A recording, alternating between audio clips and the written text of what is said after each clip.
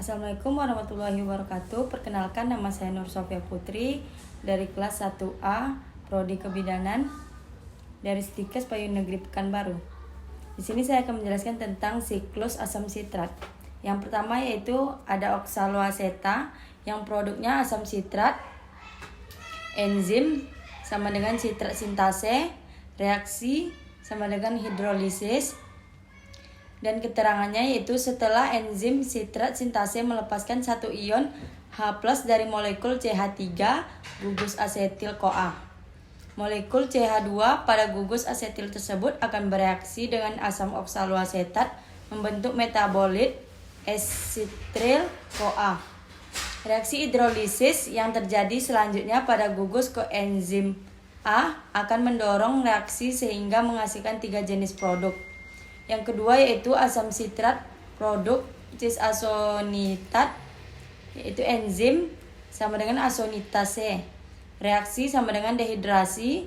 Keterangannya reaksi isomerisasi terjadi dengan 2 tahap. Enzim asonitase akan melepaskan gugus air dari asam sitrat membentuk metabolit cis-asonitat. Kemudian terjadi penambahan kembali molekul air dengan pergeseran lokasi gugus hidroksil dan menghasilkan isomer asam sitrat. Dan yang ketiga ada cis-asonitat.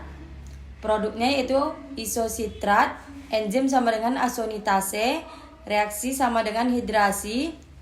Keterangannya yaitu reaksi isomerisasi terjadi dengan 2 tahap. Enzim asonitase akan melepaskan gugus air dari asam sitrat membentuk metabolit cis-asonitat.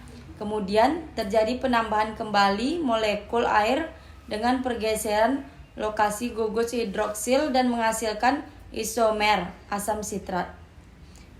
Yang keempat ada isositrat. Produknya sama dengan oksalosuksi. Enzimnya sama dengan isositrat dehidrogenase. Reaksinya sama dengan oksidasi.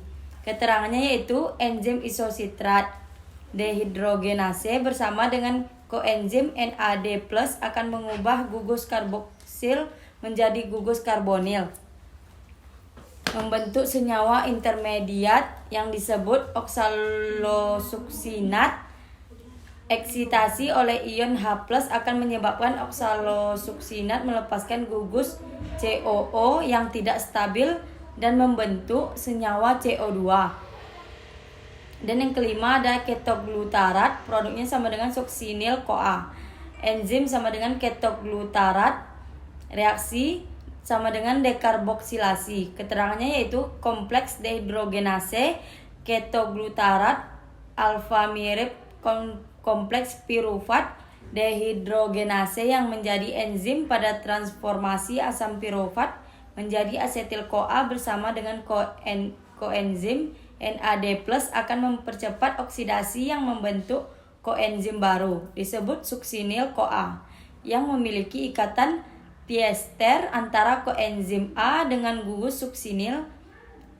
Yang keenam ada suksinil-CoA, produk sama dengan suksinat, enzim sama dengan suksinil-CoA. Reaksi sama dengan fosforilasi substrat.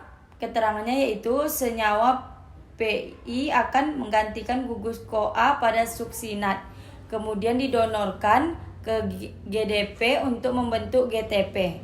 Pada bakteri dan tumbuhan, gugus PI akan didonorkan ke DP guna menghasilkan ATP. Yang ketujuh ada suksinat produk sama dengan fumarat. Enzim sama dengan suksinat dehidrogen. Reaksi sama dengan oksidasi. Keterangannya koenzim FAD akan menarik 2 atom hidrogen dari suksinat. Reaksi ini terjadi di dalam matriks mitokondria tetapi terjadi pada antarmuka antara matriks mitokondria yang disebut suksinat dehidrogenase yang melintang pada membrane mitokondria. Bagian dalam enzim ini sering juga disebut kompleks 2. Yang kedelapan yaitu fumarat. Produknya malat, enzim sama dengan fumarase. Reaksi sama dengan hidrase. Keterangannya yaitu reaksi penambahan molekul air pada fumarat akan menjadi gugus hidroksil pada senyawa baru. Dan yang terakhir ada malat yang produknya yaitu oksaloaseta. Enzim sama dengan malat dehidrogenase. Reaksinya sama dengan oksidasi. Keterangan sama dengan reaksi oksidasi yang terakhir akan mengubah gugus hidroksil menjadi karbonil dan menghasilkan senyawa pertama siklus sitrat yaitu asam oksaloasetat. Terima kasih. Assalamualaikum warahmatullahi wabarakatuh.